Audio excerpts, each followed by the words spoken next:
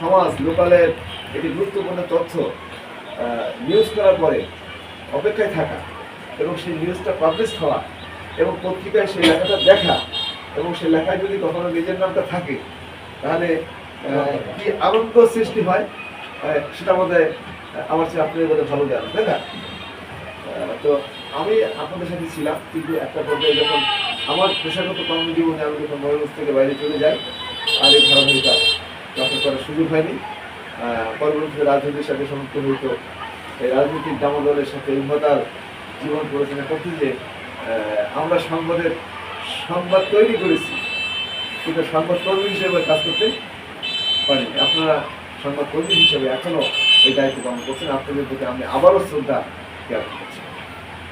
আর Mayurbhanj press ক্লাবের ব্যাপারে অনেক কথা আমি আগেও বলেছি, এখনো বলি, ভবিষ্যতে বলবো। আমার দেখা আমি সব জায়গায় যদি নাও বলি, বাগেরহাট জেলার দিকেও তাকাই, তাহলে বাগেরহাট জেলার মধ্যে একটি শীর্ষস্থানীয় প্রেস ক্লাব শরৎখোলা, তাই না? এতে আনডাউটলি এটা আমরা বলতে পারি, মাথা উঁচু করে বলতে পারি, এটা আমাদের অহংকারের জায়গা।